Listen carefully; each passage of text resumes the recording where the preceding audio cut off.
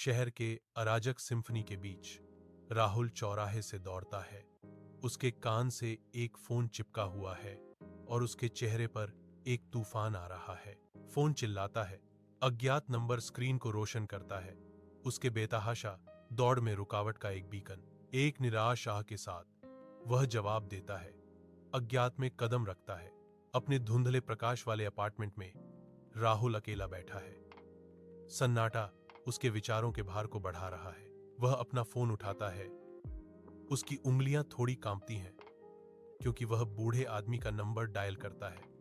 सांत्वना की तलाश में राहुल ध्यान से सुनता है।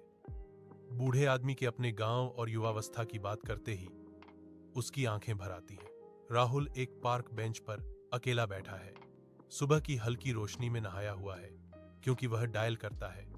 उसका चेहरा उम्मीद और आशंका के मिश्रण से बना है। मैं बस आपसे बात करना चाहता हूं, क्या आप सुनेंगे? वह पूछता है।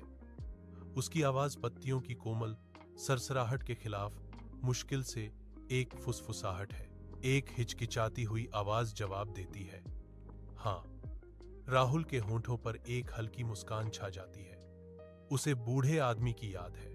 शहर के अराजक सिम्फनी के बीच राहुल चौराहे से दौड़ता है।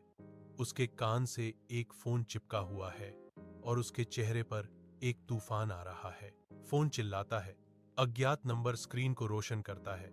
उसके बेतहाशा दौड़ में रुकावट का एक बीकन। एक निराश आह के साथ वह जवाब देता है।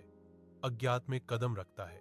अपने धुंधले प्रकाश वाले अपार्टमेंट में राहुल अकेला बैठा है। सन्नाटा उसके विचारों के भार को बढ़ा रहा है। वह अपना फोन उठाता है। उसकी उंगलियां थोड़ी कांपती हैं क्योंकि वह बूढ़े आदमी का नंबर डायल करता है। सांत्वना की तलाश में राहुल ध्यान से सुनता है। बूढ़े आदमी के अपने गांव और युवावस्था की बात करते ही उसकी आंखें भर आती हैं। राहुल एक पार्क बेंच पर अकेला बैठा है। सुबह की हल्की रोशनी में नहाया हुआ है क्योंकि वह डायल करता है। उसका चेहरा उम्मीद और आशंका के मिश्रण से बना है। मैं बस आपसे बात करना चाहता हूं, क्या आप सुनेंगे? वह पूछता है। उसकी आवाज पत्तियों की कोमल सरसराहट के खिलाफ मुश्किल से एक फुसफुसाहट है। एक हिचकिचाती हुई आवाज जवाब देती है, हाँ। राहुल के होंठों पर एक हल्की मुस्कान छा जाती है।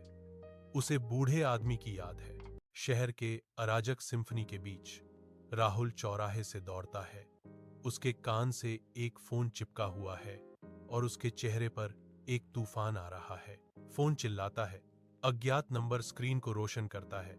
उसके बेतहाशा दौड़ में